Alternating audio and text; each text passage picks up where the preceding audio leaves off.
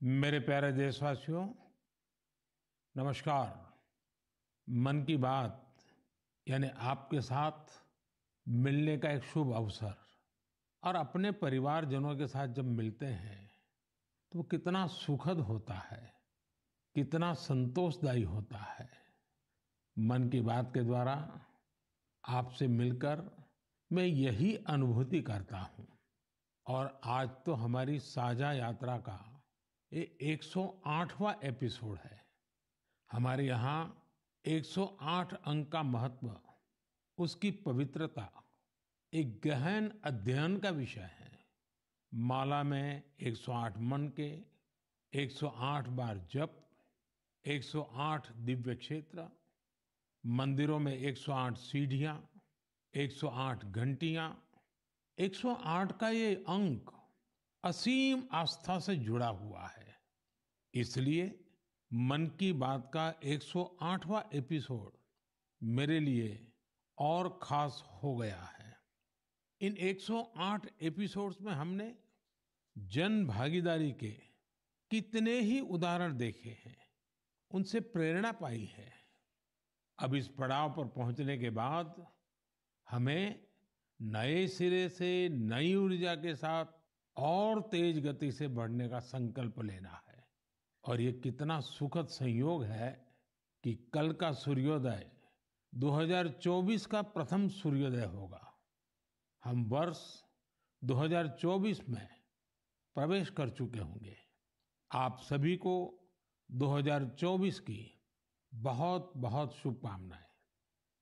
साथियों, मन की बात सुनने वाले कई लोगों ने मुझे पत्र लिखकर अपने यादगार पल साझा किए हैं।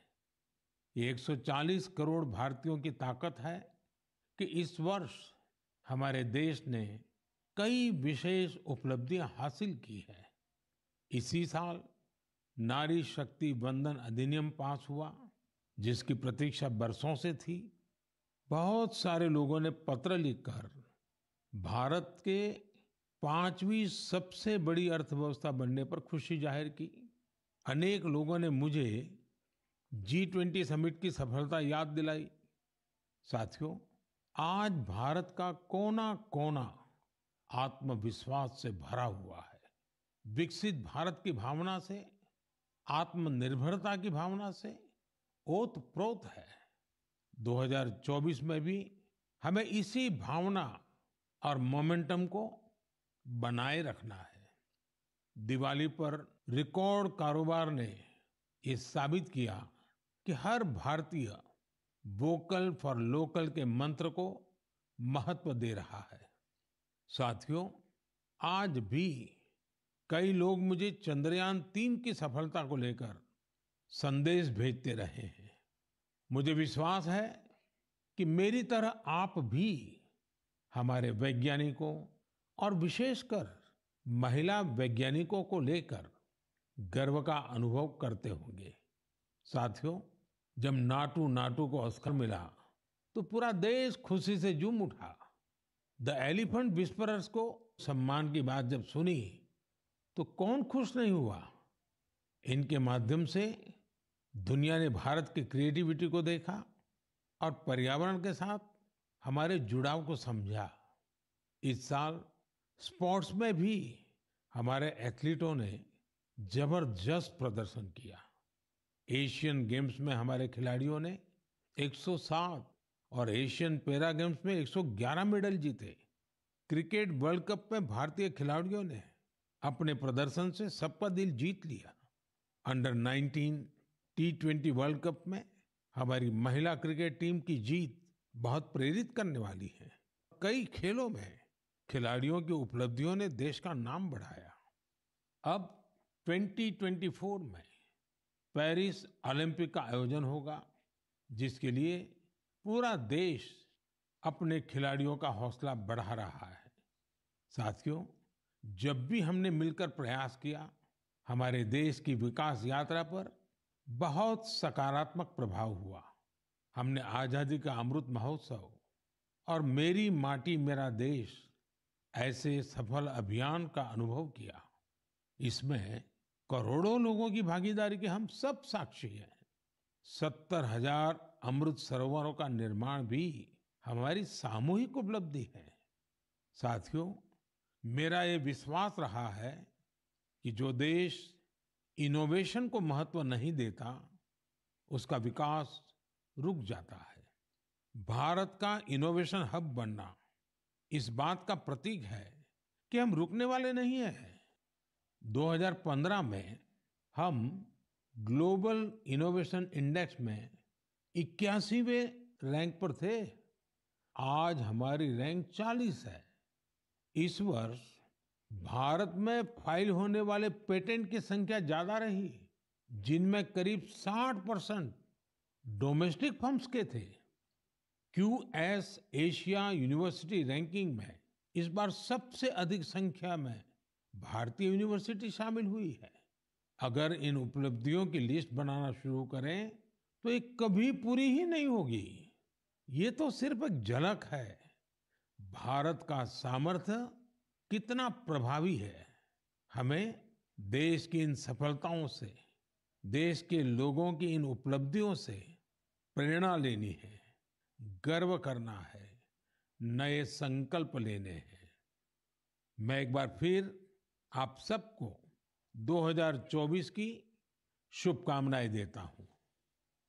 मेरे परिवारजनों, हमने अभी भारत को लेकर हर तरफ जो आशा और उत्साह है, उसकी चर्चा की। ये आशा और उम्मीद बहुत अच्छी है। जब भारत विकसित होगा तो इसका सबसे अधिक लाभ युवाओं को ही होगा। लेकिन युवाओं को इसका लाभ तब और ज्यादा मिलेगा जब वो फिट होंगे।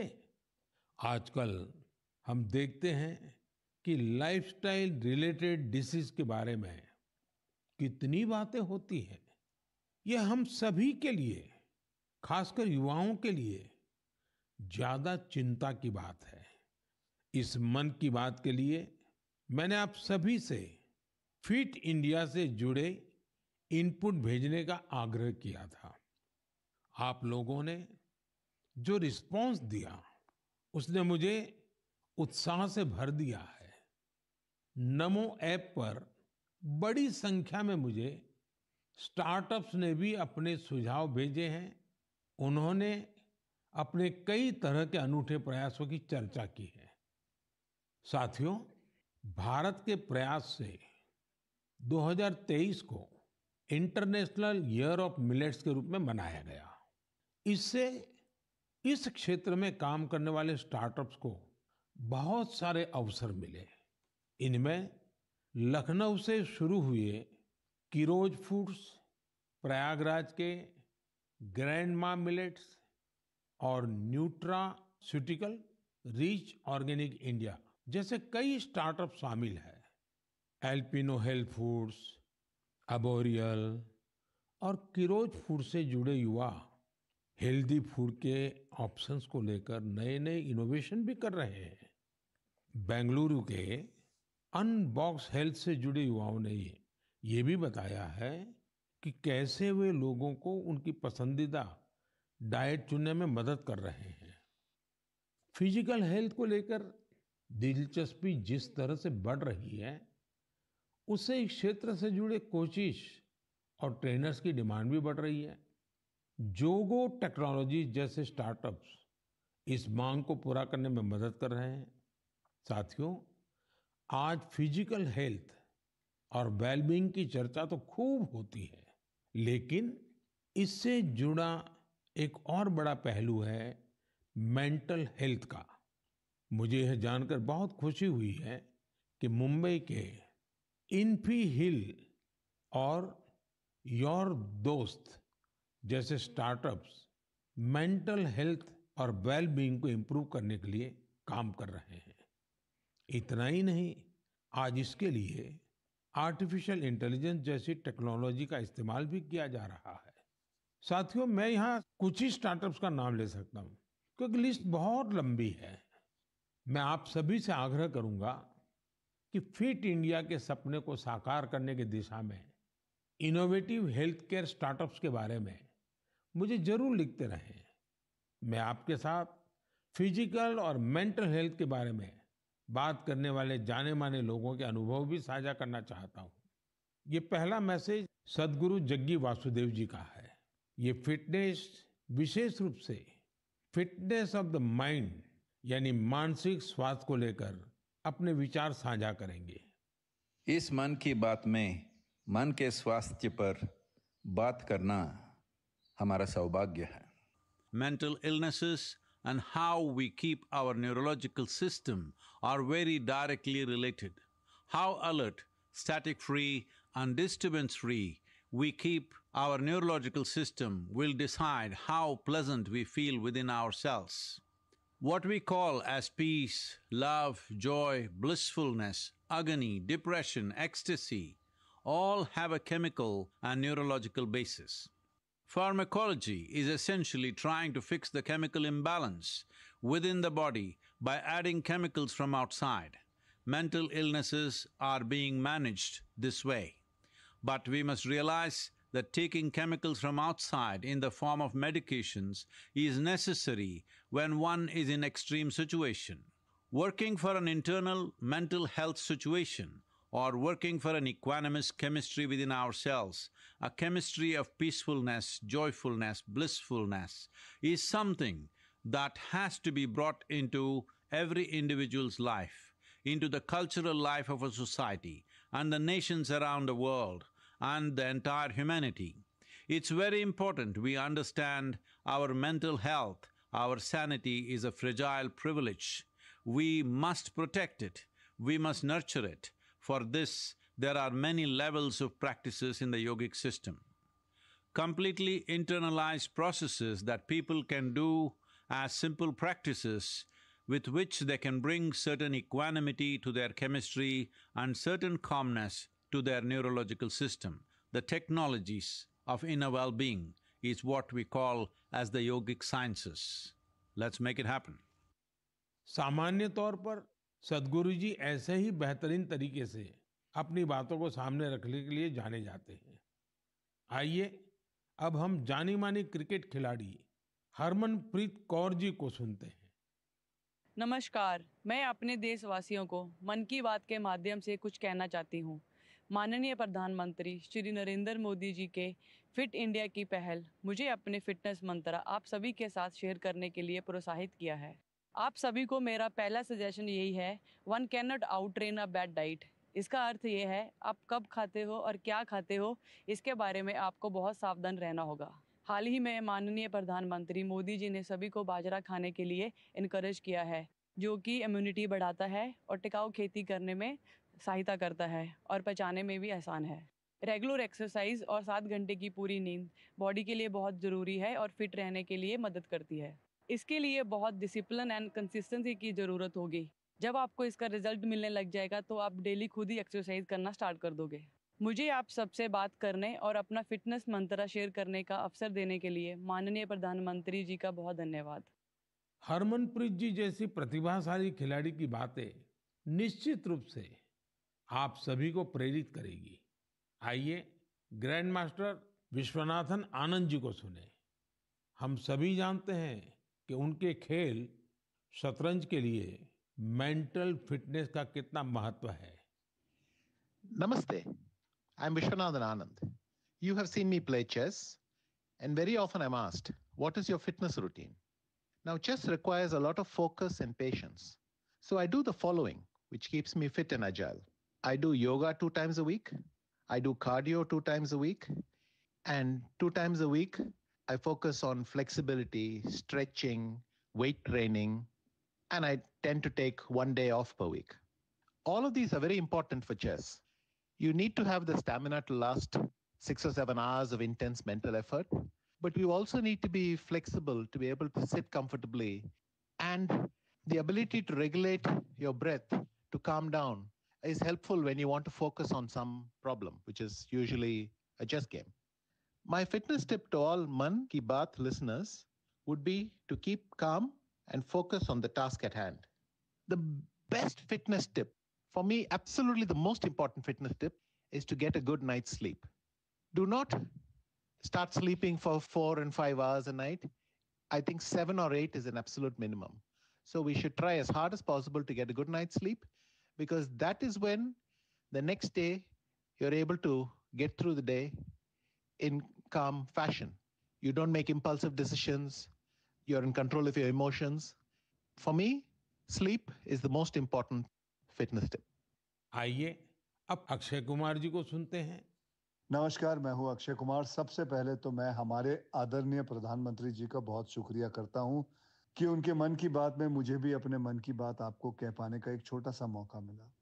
आप लोग जानते हैं कि मैं फिटनेस के लिए जितना पैशनेट हूं, उससे भी कई ज्यादा पैशनेट हूं नेचुरल तरीके से फिट रहने के लिए। मुझे ना ये फैंसी जिम से ज्यादा पसंद है बाहर स्विमिंग करना, बैडमिंटन खेलना, सीढ़ियां चढ़ना, मुद्गर से कसरत करना, अच्छा हेल्दी खाना खाना। जैसे मेरा ये मानना है कि शुद्ध घी अगर सही मात्रा में खाया जाए तो हमें फायदा करता है। लेकिन मैं देखता हूं कि बहुत से यंग लड़के लड़कियां इस वजह से घी नहीं खाते कि कहीं वो मोटे ना हो जाए। बहुत जरूरी है कि हम ये समझें कि क्या हमारी फिटनेस के लिए अच्छा है और क्या बुरा है।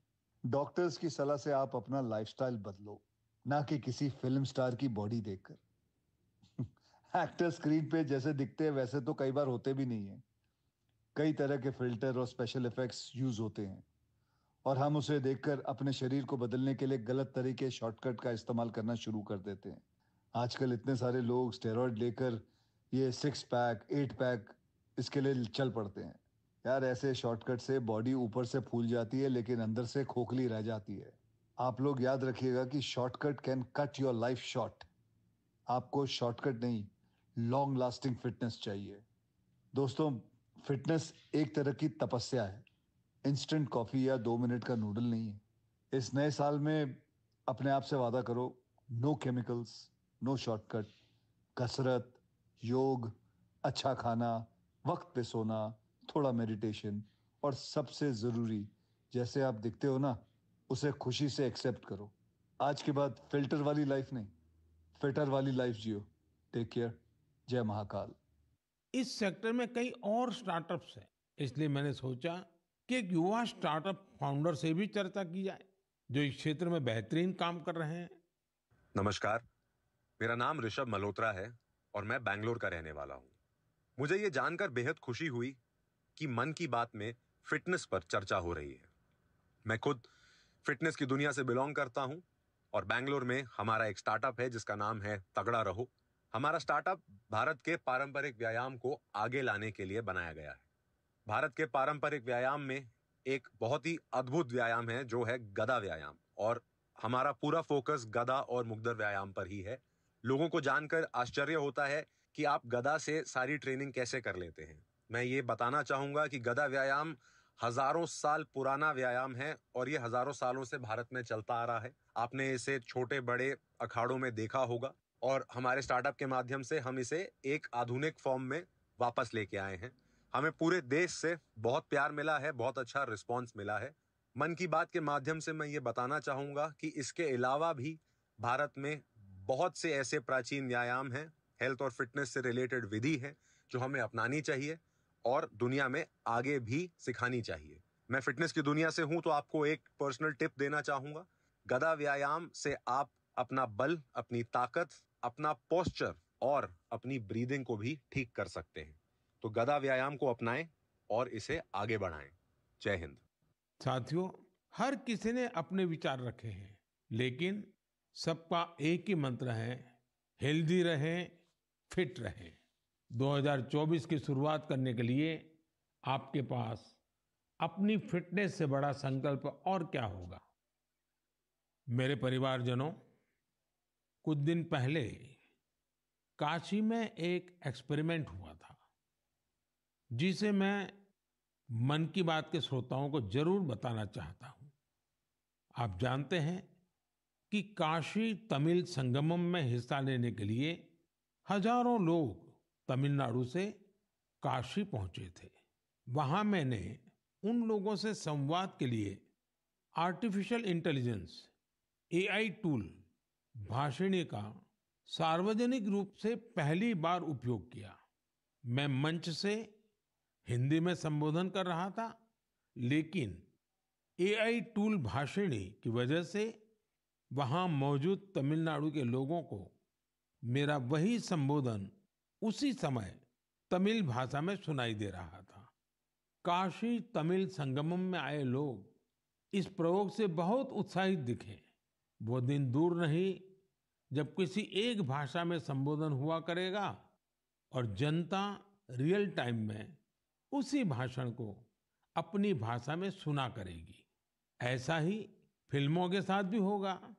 जब जनता सिनेमा हॉल में एआई की मदद से रियल टाइम ट्रांसलेशन सुना करेगी, आप अंदाजा लगा सकते हैं कि जब ये टेक्नोलॉजी हमारे स्कूलों, हमारे अस्पतालों, हमारी अदालतों में व्यापक रूप से इस्तेमाल होने लगेगी तो कितना बड़ा परिवर्तन आएगा। मैं आज की युवा पीढ़ी से आग्रह करूंगा कि रियल टाइम ट्रांसलेशन से जुड़े एआई टूल्स को और एक्सप्लोर करें, उन्हें 100% फुल प्रूफ बनाएं। साथियों, बदलते हुए समय में हमें अपनी भाषाएं बचानी भी हैं और उनका संवर्धन भी करना है। अब मैं आपको झारखंड के एक आदिवासी गांव के बारे में बताना चाहता हूं। इस गांव ने अपने बच्चों को मातृभाषा में शिक्षा देने के लिए एक अनूठी पहल की है। मंगलो गांव में बच्चों को कुडुख भाषा में शिक्षा दी जा रही है। इस स्कूल का नाम है कार्तिक उरांव आदिवासी कुडुख स्कूल। इस स्कूल में 300 आदिवासी बच्चे पढ़ते हैं। कुडुख भाषा उरांव आदिवासी समुदाय की मातृभाषा है। कुडुख भाषा की अपनी लिपि भी है, जिसे तोलंग सिकी नाम से जाना जाता है। ये भाषा धीरे धीरे विलुप्त होती जा रही थी, जिसे बचाने के लिए इस समुदाय ने अपनी भाषा में बच्चों को शिक्षा देने का फैसला किया है। इस स्कूल को शुरू करने वाले अरविंद उरांव कहते हैं कि आदिवासी बच्चों को अंग्रेजी भाषा में दिक्कत आती थी, इसलिए उन्होंने गांव के बच्चों को अपनी मातृभाषा में पढ़ाना शुरू कर दिया।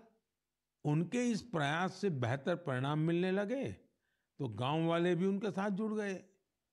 अपनी भाषा में पढ़ाई की वजह से बच्चों के सीखने की गति भी तेज हो गई है। हमारे देश में कई बच्चे भाषा की मुश्किलों की वजह से पढ़ाई बीच में ही छोड़ देते थे।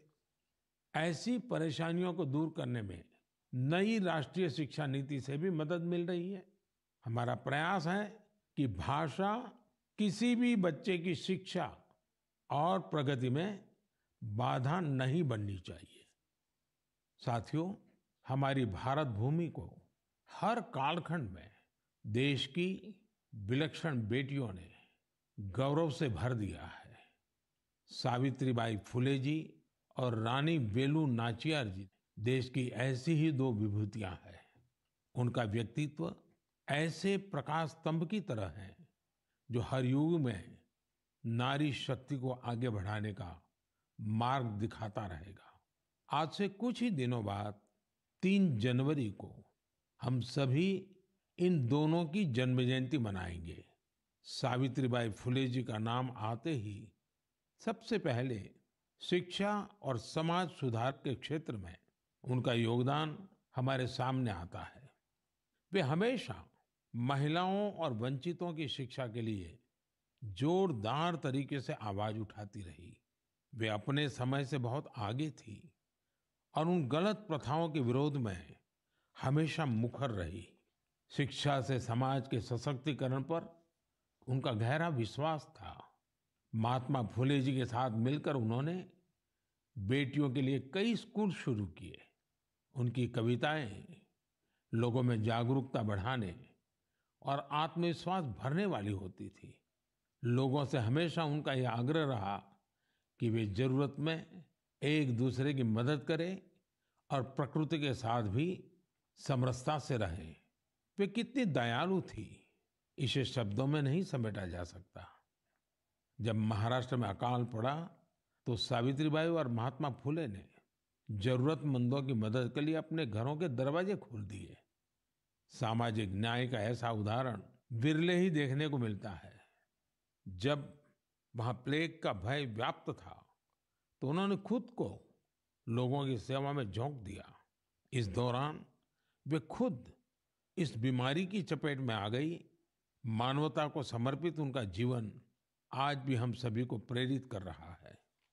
साथियों, विदेशी शासन के खिलाफ संघर्ष करने वाली देश की कई महान विभूतियों में से एक नाम रानी वेलु नाचियार का भी है। तमिलनाडु के मेरे भाई बहन आज भी उन्हें वीरा मंगई यानी वीर नारी के नाम से याद करते हैं।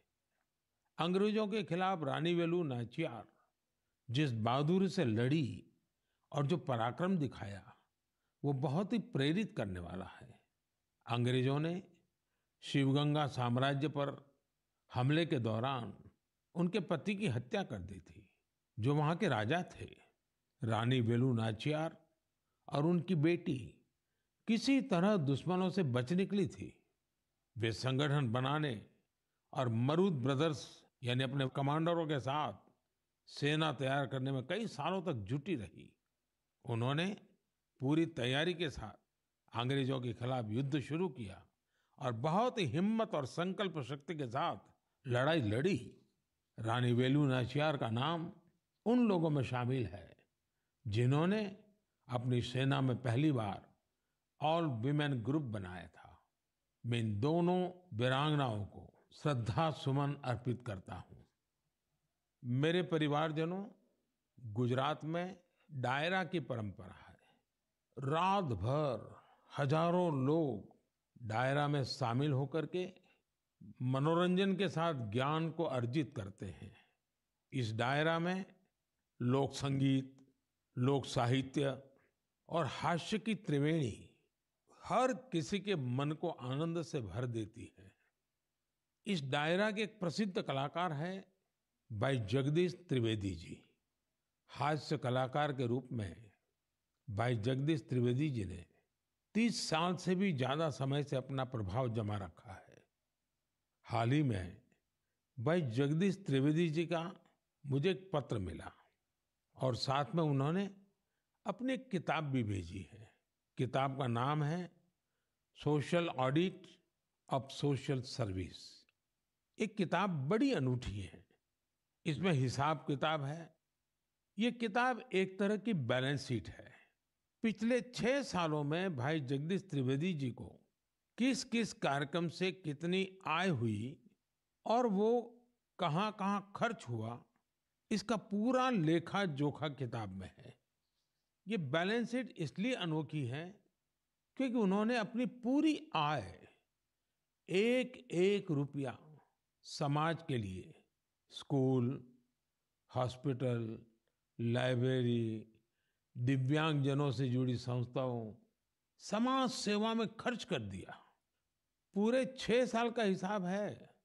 जैसे किताब में एक स्थान पर लिखा है 2022 में उनको अपने कार्यक्रमों से आय हुई 2,35,79,674 रुपये और उन्होंने स्कूल, हॉस्पिटल, लाइब्रेरी पर खर्च किए 2,35,79,674 रुपये। उन्होंने 1 रुपया भी अपने पास नहीं रखा। दरअसल इसके पीछे भी एक दिलचस्प वाकया है। हुआ यूं कि एक बार भाई जगदीश त्रिवेदी जी ने कहा कि जब 2017 में वो 50 साल के हो जाएंगे तो उसके बाद उनके कार्यक्रमों से होने वाली आय को वो घर नहीं ले जाएंगे बल्कि समाज पर खर्च करेंगे। 2017 के बाद से अब तक वो लगभग 8.25 करोड़ रुपए अलग अलग सामाजिक कार्यों पर खर्च कर चुके हैं। एक हास्य कलाकार अपनी बातों से हर किसी को हंसने के लिए मजबूर कर देता है, लेकिन वो भीतर कितनी संवेदनाओं को जीता है, ये भाई जगदीश त्रिवेदी जी के जीवन से पता चलता है। आपको ये जानकर हैरानी होगी कि उनके पास पीएचडी की 3 डिग्रियां भी हैं। वो 75 किताबें लिख चुके हैं, जिनमें से कई पुस्तकों को सम्मान भी मिला है। उन्हें सामाजिक कार्यों के लिए भी कई पुरस्कारों से सम्मानित किया जा चुका है। मैं भाई जगदीश त्रिवेदी जी को उनके सामाजिक कार्यों के लिए बहुत बहुत शुभकामनाएं देता हूं। मेरे परिवारजनों, अयोध्या में राम मंदिर को लेकर पूरे देश में उत्साह है, उमंग है। लोग अपनी भावनाओं को अलग अलग तरह से व्यक्त कर रहे हैं। आपने देखा होगा, बीते कुछ दिनों में श्री राम और अयोध्या को लेकर कई सारे नए गीत, नए भजन बनाए गए हैं। बहुत से लोग नई कविताएं भी लिख रहे हैं। इसमें बड़े बड़े अनुभवी कलाकार भी हैं, तो नए उभरते युवा साथियों ने भी मन को मोह लेने वाले भजनों की रचना की है। कुछ गीतों और भजनों को तो मैंने भी अपने सोशल मीडिया पर शेयर किया है। ऐसा लगता है कि कला जगत अपनी अनूठी शैली में इस ऐतिहासिक क्षण का सहभागी बन रहा है। मेरे मन में एक बात आ रही है कि क्या हम सभी लोग ऐसी सारी रचनाओं को एक कॉमन हैशटैग के साथ शेयर करें। मेरा आपसे अनुरोध है कि हैशटैग श्री राम भजन के साथ आप अपनी रचनाओं को सोशल मीडिया पर शेयर करें। ये संकलन भावों का, भक्ति का ऐसा प्रवाह बनेगा जिसमें हर कोई राममय हो जाएगा। मेरे प्यारे देशवासियों, आज मन की बात में मेरे साथ बस इतना ही। 2024 अब कुछ ही घंटे दूर है। भारत की उपलब्धियां हर भारतवासी की उपलब्धि है। हमें पंच प्राणों का ध्यान रखते हुए भारत के विकास के लिए निरंतर जुटे रहना है। हम कोई भी काम करें, कोई भी फैसला लें, हमारी सबसे पहली कसौटी यही होनी चाहिए कि इससे देश को क्या मिलेगा, इससे देश का क्या लाभ होगा। राष्ट्र प्रथम, नेशन फर्स्ट, इससे बड़ा कोई मंत्र नहीं। इसी मंत्र पर चलते हुए हम भारतीय अपने देश को विकसित बनाएंगे, आत्मनिर्भर बनाएंगे। आप सभी 2024 में सफलताओं की नई ऊंचाई पर पहुंचे। आप सभी स्वस्थ रहें, फिट रहें, खूब आनंद से रहें, मेरी यही प्रार्थना है। 2024 में हम फिर एक बार देश के लोगों की नई उपलब्धियों पर चर्चा करेंगे। बहुत बहुत धन्यवाद।